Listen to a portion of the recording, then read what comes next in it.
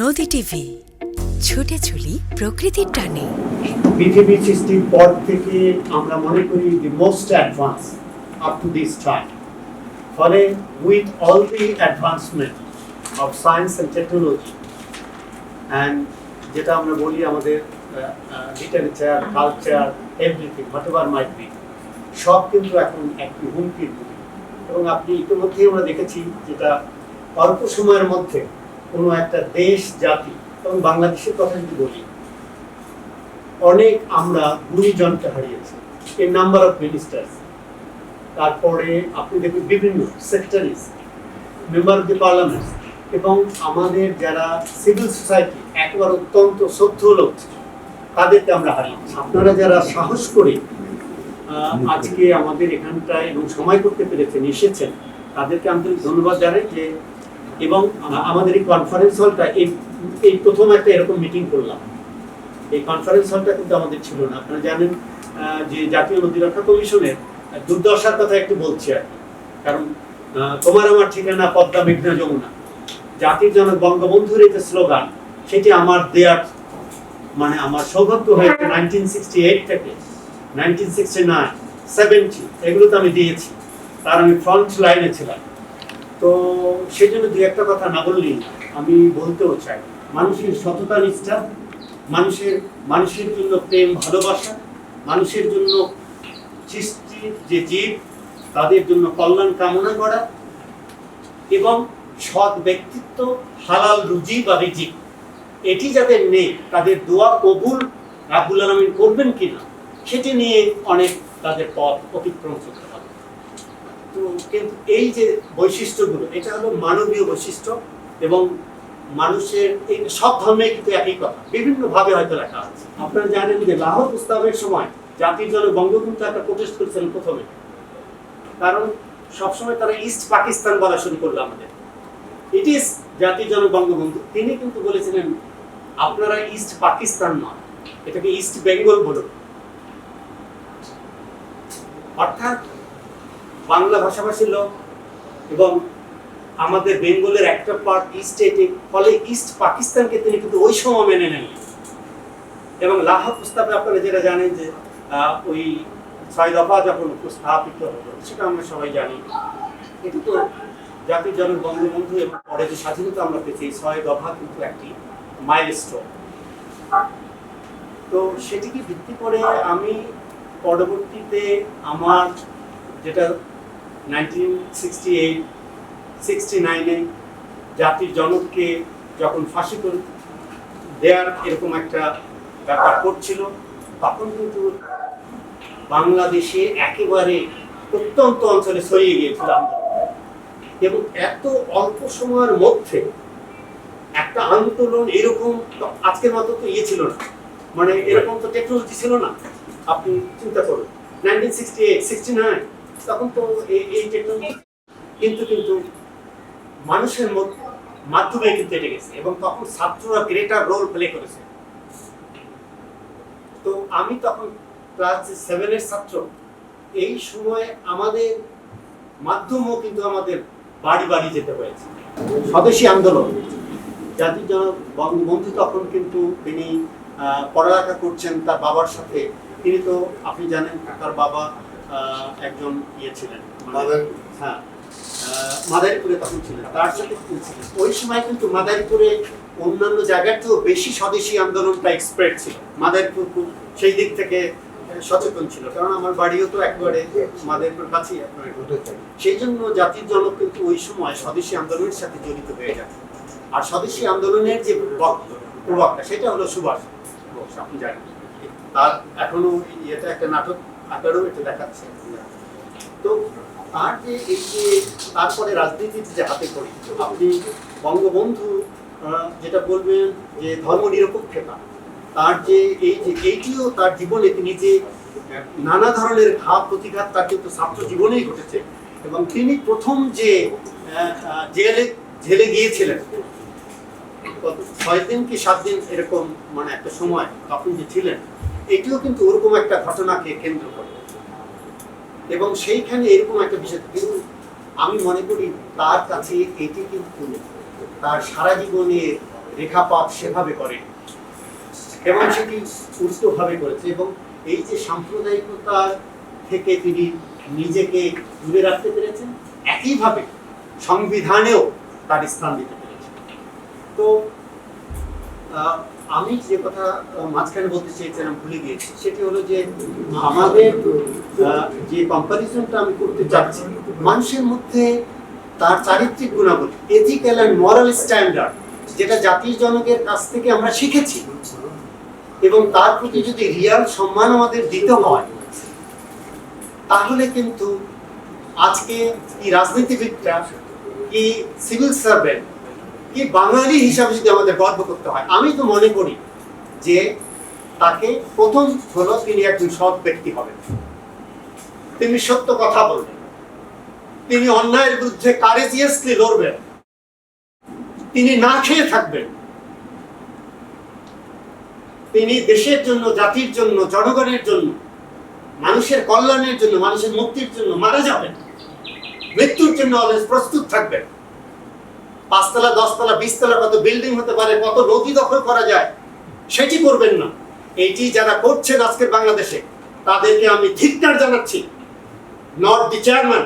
Also, I have the right to say that as the chairman of Jatiya Nodiraksha Commission, till I am here in the chair. On the other hand, আমি একজন প্রবীণ নাগরিক of this country. আমি যা দেখছি, সেই লোকগুলোকে আমি ঘৃণা করছি। আরো যদি ভদ্রভাবে বলতে হয়, লোকগুলোকে ঘৃণা না করলেও আমি পাপকে ঘৃণা করছি, পাপীকে নয়। এই পাপীদের বিচার আল্লাহর কাছে একদিন হবে। যে প্রসঙ্গটা আপনারা এখানে বলেছেন, আমরা সবাই জানি, মুখ খুলে বলতে পারছি না, তুই বেটা চোর, কেসটা বেটা চোর, এই যে আছে না। সো আমাদের চারিত্রিক যে গুণাবলী, যে দৃঢ়তা, সেই দৃঢ়তা এমন নিচের লেভেলে ডাউনগ্রেডেড হয়ে গেছে। আপগ্রেডেড লোকজন, এডুকেটেড লোকজন, তাদের চারিত্রিক গুণাবলী এখন ডাউনগ্রেডেড। এটা আপনি প্রত্যেকের সম্পদের বিবরণ নেন। আমরা এখানেই যারা আছি, আমরা যদি এখনই বলি যে এন্টি কারাপশন আসুক, সত্যিকার ভাবে আমরা সত্যিকার ভাবে আমাদের সম্পদের বিবরণ দেব, অনেকগুলো বেরিয়ে যাবে। কিন্তু তারপরে জিজ্ঞেস করেন, আমি আমাকে দ্বারাই বলি, আমাকে এই 18 কোটি মানুষের কাছ থেকে বলেন, আমি আপনাদেরকে আজকে দায়িত্ব দিলাম মেহরবানি করে, এবং এটি হতে পারে মাননীয় প্রধানমন্ত্রী এবং মহামান্য আমাদের রাষ্ট্রপতির মাধ্যমে, যে আমি কি সম্পদ আমি আয় করেছি, আমার কত আছে, পাই পাই যদি হিসাব না দিতে পারি, আমাকে মানে ওই যে যে আমাদের স্কয়ার আছে না, ওই যে শাপলা চত্বর, ওই 0 পয়েন্টে নিয়ে আমাকে শুট করেন কালকে। আমি তো বললাম আমি লিখিত দেবো। এটা আমার কথা বললাম, আমি উদাহরণ দিয়ে বলছি। তাহলে প্রতিটি মানুষের বিষয়গুলো সেরকম হতে পারে। তাহলে জাতির জনক যে স্বপ্ন দেখেছিলেন সারাটা জীবন, তার মতো একটি লিডারও পুরো বিশ্বে পাবেন না। এবং তাকে ভুলে যাওয়ার আগে বলি, 1000 বছরের যারা বলে, অনেকেই বলে, মন্ত্রীরা পর্যন্ত বলেন, আমি জাতির জনককে 1000 বছরের শ্রেষ্ঠ নেতা বলি না, কারণ আমার স্বাধীনতা 1000 বছরের জন্য নয়। আপনি কি কেন মানে এটা শেষ করে দিতে চান যে 1000 বছরের মধ্যে? আমার এই স্বাধীনতা অনাদিকাল, জেনারেশন টু জেনারেশন। ফলে 1000 বছর বলে 1000 বছরের মধ্যে জাতির জনককে সীমাবদ্ধ করা যাবে না, সীমিত করা, গণ্ডির মধ্যে রাখা যাবে না এই সময়, এই টাইমের ফ্রেমে। এটা অনাদিকাল। অর্থাৎ আর কোন স্বাধীনতার কোন নায়ক আসবে না যাকে নেতৃত্ব দিতে হবে বাঙালির স্বাধীনতা, বাংলাদেশের স্বাধীনতা পাওয়ার জন্য। সো দ্যাটস ওয়াই জাতির জনক বঙ্গবন্ধু হচ্ছে সর্বকালের সর্বশ্রেষ্ঠ নেতা। আর কেউ এই জায়গাটায় যেতে পারবেন না। সেই জায়গাটাই জাতির জনক বঙ্গবন্ধু অনন্য হয়ে আছেন, এবং সেই অনন্য উচ্চতা জেনারেশন টু জেনারেশন তাকে যাতে দিতে পারে, সেই জন্য আজকে আমাদের ভালো কাজগুলো করতে হবে। এই সমাজকে, এই দেশকে, এই জাতিকে, আমাদের এই যে সম্পদ, এই রাষ্ট্রীয় সম্পদ, এই পাবলিক প্রপার্টি, এগুলোকে আমাকে লালন করতে হবে এবং আমাদের প্রজন্মের জন্য সেগুলো রেখে যেতে হবে। বলেন এর চেয়ে ধিক্কার কি হতে পারে? পত্র পত্রিকা এখানে ওখানে আজকে আপনারাও যে কথাগুলো বললেন, আমি স্যালুট জানাচ্ছি সবাইকে। আমাদের বক্তা যারা ছিলেন প্রত্যেকেই কিন্তু স্পষ্টভাবে অনেক কথা বলার চেষ্টা করেছেন, এবং আমি স্যালুট জানাই। এই যে আপনার আমার যে মতামত, এটা কিন্তু বেরিয়ে পড়েছে। আমাদের এতগুলো মন্ত্রণালয়, এখন আবার আপনি কি বলে ইয়ে যাবেন, মানে জবাবদিহিতা আবার যাদের কাছে, তারাও আবার নির্লিপ্ত থাকেন, তাহলে আমি জানি না জাতির জনক বঙ্গবন্ধু যে প্রত্যাশা নিয়ে, যে আশা নিয়ে নেতৃত্ব দিয়েছিলেন জীবনকে ঝুঁকি নিয়ে, এবং তার মতো এত দীর্ঘ সময় একটার পর একটা তিনি জেলে গিয়েছিলেন, একটার পর একটা জেল, এত তো জেল ভোগ কেউ করেননি। 35 যান, তো আপনি দেখুন যে তাহলে, এবং তিনি মানুষকে কিভাবে ভালোবেসেছেন, সেই জায়গা থেকে আজকে যদি আমরা চিন্তা করি তাহলে আমাদের কিন্তু মানে ওই জায়গাটায় আসতে হবে। কারণ আমার ব্যুরোক্রেসি, আমার পলিটিক্যাল লিডারশিপ এবং আমার সিভিল সোসাইটি এবং আমাদের যে জনগণ, তাদের মধ্যে সততা, নিষ্ঠা যদি আপনি না আনতে পারেন, নাথিং উইল হ্যাপেন গুড। এখন দরকার সেরকম নেতৃত্ব। কারণ জাতির জনক বঙ্গবন্ধু ছিলেন একদম সততা, নিষ্ঠা, প্রকৃষ্ট উদারতা, মানুষের প্রতি মানুষের ভালোবাসা, নিজেকে বিলিয়ে দেয়া। সেটি না হলে কোনো ওই সময় আপনাদের ব্রিটিশ পিরিয়ড থেকে শুরু করে পাকিস্তানের যে কি শাসক এবং শাসন ব্যবস্থা কি কঠোর, মিলিটারি শাসন, আইয়ুবের, সেইটিকে তিনি তুচ্ছ জ্ঞান করে তারপরে কিন্তু তিনি করেছেন। তার রাজনীতির হাতখড়ি আপনারা জানেন যে শেরেবাংলা বলছেন তার চেয়ে বেশি রাজনীতি শিক্ষা নিয়েছেন সরওয়ার্দীর কাছ থেকে। তো তিনি কিভাবে মানুষকে ভালোবাসেন তার কয়েকটা বাণী আমরা একটু পড়ি আসুন। এইটা রাষ্ট্র, এই যে কোটি মানুষের কণ্ঠস্বর যেটা প্রকাশিত করছে, তার থেকে আমি শক্তি হলো, জাতির জনক বলছেন ইনভার্টেড কমা, আমার সবচেয়ে বড় শক্তি হলো আমি আমার দেশের মানুষকে ভালোবাসি, আর সবচেয়ে বড় দুর্বলতা হলো আমি তাদেরকে খুব বেশি ভালোবাসি, যেটি আমার মনিরুজ্জামান কলি বলার চেষ্টা করেছেন। এর পরেরটা পড়ি, একজন মানুষ হিসাবে সমগ্র মানব জাতি নিয়েই আমি ভাবি, একজন বাঙালি হিসাবে যা কিছু বাঙালিদের সঙ্গে সম্পর্কিত তাই আমাকে গভীরভাবে ভাবা। এই নিরন্তর সম্পৃক্তির উৎস ভালোবাসা, অক্ষয় ভালোবাসা, যে ভালোবাসা আমার রাজনীতি এবং অস্তিত্বকে অর্থবহ করে। 7 কোটি বাঙালির ভালোবাসার কাঙাল আমি, জাতির জনক বলছেন 7 কোটি বাঙালির ভালোবাসার কাঙাল আমি সব হারাতে পারি কিন্তু বাংলাদেশের মানুষের ভালোবাসা হারাতে পারব না। আমরা স্বাধীনতা অর্জন করেছি, একজন বাঙালিও বেঁচে থাকতে এই স্বাধীনতা নষ্ট হতে দেবে না। যে কথা আমি বললাম, 1000 বছরের সীমিত করা যাবে না, অর্থাৎ অনাদিকাল পর্যন্ত এটি কেউ যেন ছিনিয়ে না নিতে পারে। বাংলাদেশ ইতিহাসে স্বাধীন রাষ্ট্র হিসেবে টিকে থাকবে। বাংলাকে দাবিয়ে রাখতে পারে এমন কোনো শক্তি নেই।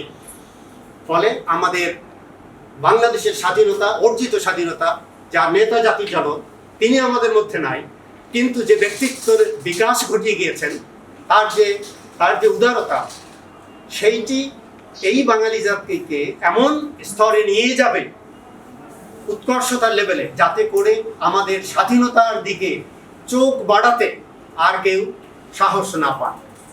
ফলে আমরা এই জাতির জনক বঙ্গবন্ধুজির এই যে কথা, এটা আমাদের উজ্জীবিত হতে পারে।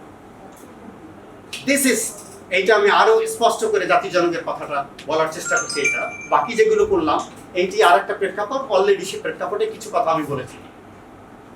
জীবন অত্যন্ত ক্ষণস্থায়ী, এই কথা মনে রাখতে হবে। আমি বা আপনারা সবাই মৃত্যুর পর সামান্য কয়েক গজ কাপড় ছাড়া সাথে আর কিছুই নিয়ে যাব না, এটা জাতির জনকের কথা, তার হুবহু উদ্ধৃতি। তবে কেন আপনারা মানুষকে শোষণ করবেন, মানুষের উপর অত্যাচার করবেন? সাম্প্রদায়িকতা যেন মাথাচাড়া দিয়ে উঠতে না পারে। ধর্ম নিরপেক্ষ রাষ্ট্র বাংলাদেশ, মুসলমান তার ধর্মকর্ম করবে, হিন্দু তার ধর্মকর্ম করবে, বৌদ্ধ তার ধর্মকর্ম করবে, কেউ কাউকে বাধা দিতে পারবে না। কিন্তু ইসলামের নামে আর বাংলাদেশের মানুষকে লুট করে খেতে দেওয়া হবে না। সাংস্কৃতিক স্বাধীনতা ছাড়া রাজনৈতিক অর্থনৈতিক স্বাধীনতা অর্থহীন। তাই মাটি ও মানুষকে কেন্দ্র করে গণমানুষের সুখ, শান্তি ও স্বপ্ন এবং আশা আকাঙ্ক্ষাকে অবলম্বন করে গড়ে উঠবে বাংলার নিজস্ব সাহিত্য সংস্কৃতি। এবারের সংগ্রাম আমাদের মুক্তির সংগ্রাম, এবারের সংগ্রাম স্বাধীনতার সংগ্রাম। সেই স্বাধীনতার সংগ্রাম শেষ হয়েছে, কিন্তু সেই স্বাধীনতাকে রক্ষা করা অনাদিকাল পর্যন্ত সেটি শুরু হয়েছে। সেই জায়গাটায় গড়ার যে জায়গাটা, সেই সময় আমরা একটা কাল অতিক্রান্ত করেছি, এবং সেই জায়গাটায় জাতীয় নদী রক্ষা কমিশন, এখানে অনেকেই বলেছেন এই জাতীয় নদী রক্ষা কমিশনের কোনো প্রয়োজন ছিল না। জাতির জনক যেভাবে নদী নালা খাল বিল, আপনি জানেন সেই বাইগারের পাট থেকে তার জন্ম, সেই মধুমতি। এবং আমার মনে হয় এটা বললে বেশি বলা হবে না, জাতির জনক, আমার নাম কিন্তু জাতির জনকের নাম অনুসারে রাখা হয়, কারণ আমার জন্ম যখন, তখন তিনি বিকশিত। সো মানে, এবং বঙ্গবন্ধু যেখান থেকে নিঃশ্বাস নেন, বাতাসে আমার বাড়িতে এসে পৌঁছে। আমি গৌরনদীর ছেলে, Gournadi Agoljhara, you understand that, একবার সো নিয়ারার টু। সো সেই জায়গাটাই থেকে আমি বলতে চাই যে আমাদের বঙ্গবন্ধুর সত্যিকার এই যে অনেস্টি, সিনসিয়ারিটি, বঙ্গবন্ধুর একটা কথা খুবই তাৎপর্যপূর্ণ, তার বাবা তাকে বলেছেন, সেটি তিনিও তার ওই অসমাপ্ত তার যে ইয়েটা, সেখানে কিন্তু তিনি লিখেছেন, সেটি হলো যে sincerity of purpose and honesty of purpose. জাতির জনক বলেছেন যে আমার বাবার ওই দুইটি কথা ছাত্র জীবনে তাকে বলেছিল যে তুমি রাজনীতি করো, আমি বাধা দেব না, কিন্তু জীবনে এই কথাগুলো তুমি মনে রেখো, মানে সিনসিয়ার হতে হবে, অনেস্ট থাকতে হবে। জাতির জনক বলছে আমি সারাটা জীবন বাবার এই কথাগুলো আমি রক্ষা করেছি এবং আমি লেখাপড়ায় মন দিয়েছি। তিনি তো জানেন যে বেরি রোগ হয়ে চোখের দুবার, তার অপারেশনগুলিতে নানা কারণে এগুলোর মধ্যে দিয়ে গেছে। সেই সততা, নিষ্ঠা, সেই পুত পবিত্র, সেই জায়গাটায় আমাদের মূল্যায়ন করতে হবে। সেটি যদি আমরা না করতে পারি, তাহলে আমি মনে করি এই যে কথাগুলো আপনারা বলছেন, নদী রক্ষা কমিশন তো প্রয়োজন ছিল না। ওই দপ্তরগুলো, ওই মন্ত্রণালয়গুলো এখনো আছে। একটা স্বাধীন কমিশন, এটা হলো কেন? তাও যদি জাতির জনকের কন্যা, সুযোগ্যা কন্যা, বাবার সকল চরিত্র তার মধ্যে, বাবার শ্রেষ্ঠ বড় সন্তান, আপনি তো জানেন রাজনীতি তার হাতেও বাবার কাছ থেকে তিনি শিখেছে। তার উদাহরণ আমি দেখেছি, তার কাছে সবকিছু পৌঁছে না। 2018 আমি যে রিপোর্ট দিয়েছি তার কাছে পৌঁছানোর জন্য আপনারা যে কথাগুলো আপনারা বলেছেন আমি শুনেছি, এই প্রজেক্টগুলো বাস্তবায়ন সঠিকভাবে যদি না হয়, প্রজেক্টটি তো সঠিকভাবে নেওয়া হয়নি। প্রজেক্টটিতে আপনারা যেটা বলেন যে জাতির জনক বঙ্গবন্ধু কন্যা, খুব আপনি দেখবেন যে তিনি এই নির্বাচনের আগে যেহেতু তরিকরি তার সময় কম ছিল, তার মধ্যে কিন্তু তিনি এইটা পাশ করে দিয়েছেন, ডেল্টা প্ল্যান। এখন ডেল্টা প্ল্যান পাস হয়েছে, এর মানে এটা টাইম ফ্রেমের মধ্যে একটা হয়েছে যে আমরা এটা করব। কিন্তু হোয়াট ডাজ ইট মিন? যে এই ডেল্টা প্ল্যানের উপর ভিত্তি করে আপনি যে প্রজেক্টগুলো নেবেন, সে প্রজেক্টগুলো তো যাচাই বাছাই করে ইন্টিগ্রেটেড অ্যাপ্রোচে সব কিছু, হাইড্রোমরফোলজিক্যাল স্যাটেলাইট প্রযুক্তি, যত ল্যাটেস্ট প্রযুক্তি আছে, অল ল্যাটেস্ট প্রযুক্তিটা আপনি ব্যবহার করবেন, তারপরে না এটা করবেন। এটা করছে বলুন? একটা প্রজেক্ট আপনি যেটা বললেন, এটা তো হাইকোর্টের, এখন সুপ্রিম কোর্টে এটা কিন্তু এখন অ্যাবসুলেট হয়ে গেছে। সুপ্রিম কোর্টে তো সেই দিন এই জাজমেন্ট হলো, ফলে ইট ইজ অ্যাবসুলেট, আর কারো বলার কিছু নেই। all the judgments of the absolute, ফলে জাতীয় নদী রক্ষা কমিশন স্বাধীন ঘোষণা করা হয়েছে, কার্যকর এবং স্বাধীন। তো সেটিকে কি করে আপনি একটা সার্কুলার জারি করেন, আবার ইয়ে থেকে এনে নিয়ে যে এইটা কি বলে নৌয়ের অধীনে থাকবে? আপনি অধীনস্থ করতে চান কেন? আপনাদের সাথে তো সম্পর্ক আমাদের কম না। আমরা তো কোঅর্ডিনেশন, অন্য আরও তো 10টা মন্ত্রণালয় আছে, তাদের সাথেও তো কাজ করতে হয়। ওয়াটার ডেভেলপমেন্ট বোর্ডের সাথে কাজ করতে হয়, পরিবেশের সাথে কাজ করতে হয়, ল্যান্ডের সাথে কাজ করতে হয়। তাহলে আপনি যাদের ইয়েটা, অর্থাৎ আপনার নৌয়ের অবস্থাটা কি? নৌ ইজ এ করাপ্ট ইনস্টিটিউশন, এটা তো সবাই জানে, এটা তো আমাদেরই institution. No water development board, এদের মানুষের কাছে বলেন, কেউ বিশ্বাস করবে যে এটা সৎ প্রতিষ্ঠান? তাদের একটু কোনো রাগটাক নাই, যেটা আপনি বললেন, আমি বললাম, আমি নামও বলতে চাই না। তাহলে সেই প্রতিষ্ঠানের কাছে আপনার এই যে ডেল্টা প্ল্যানের হাজার হাজার কোটি টাকা দিবেন, সেখানে পিপলস পার্টিসিপেশন থাকবে না, সিভিল সোসাইটি, পরিবেশের যারা আছে, তারা আপনারা যারা কাজ করছেন তাদের পার্টিসিপেশন থাকবে না, নদী রক্ষা কমিশনের কাছে আপনাদের প্রজেক্ট আসবে না, আমরা সবাইকে নিয়ে আলোচনা করে তারপরে মানুষের ওপিনিয়ন নিয়ে সেটা ঠিক করব, সেই ব্যবস্থাটা আপনারা করতে দেবেন না। সেটি যখন কমিশনের চেয়ারম্যান সাহেব বলতে চাইবে মাননীয় প্রধানমন্ত্রীর কাছে, সেটিকে বাধা দেবেন। This is happening, you know. আপনারা যে কথাটা বললেন, আমার একটু বলতে হয় সেদিকে, এই জন্য একটু আমি বললাম দিস ইজ হ্যাপেনিং। এবং শুধু তাই না, আমার এই যে কমিশন বা এটা ওটা, এর মধ্যেও চর ঢুকিয়ে দিয়েছে। এর মধ্যে যাদের হাজার হাজার কোটি টাকার মালিক, লুটপাট করেছে যারা, তারা মনে করছে যে আপনি জানেন কোন পর্যায়ের লোক, আমি ডজেন্স যারা ওই হাইয়েস্ট লেভেলে আছেন বলতে চাই না, তাদের আমি বের করে দিতে পারবো। তারা নদী দখল করে আছে, নদী দখল করে যারা এই সকল কাজ করছে তারা নদী দখল করে ওখানে বসে আছে। এখন নদী রক্ষা কমিশনকে তাদের অধীনস্থ করার চেষ্টা করে। অধীনস্থ করার কি আছে, করতে চাই। এই জন্য আমাদের রিপোর্ট সিস্টেম তাদের মাধ্যমে যাবে, তারা যা বলবে। এটা শুরু করেছিল এর আগে যিনি ছিলেন তিনিও শুরু করেছিলেন। আমি কিন্তু তাকে অলরেডি বলেছি, স্যার এটা সম্ভব না, যতদিন যা কিছু হচ্ছে এটা করবেন না। নদীগুলো লিজ দিয়ে দিচ্ছে তারা, আমি বারবার বলছি চিঠি দিয়েছি, লিজ তো তারা করছে না, তুলছে না। লিস্টে বাতিল করবে খবর, এইবার হাইকোর্ট বলে, সুপ্রিম কোর্ট বলে দিয়েছে যে কোন জমি এটা রাষ্ট্রেরও মালিকানা নাই। নদীর জমি, এই যে প্রপার্টি, এটা রাষ্ট্রেরও মালিকানা নাই। রাষ্ট্র হচ্ছে আমানতকারী, ট্রাস্টি রাষ্ট্র এবং সরকার, আর এর মালিক হচ্ছে জনগণ, এর মালিক হচ্ছে পাবলিক প্রপার্টি, এটা সেটা বলা হয়েছে। নদী টিভি, ছুটে চলি প্রকৃতির টানে।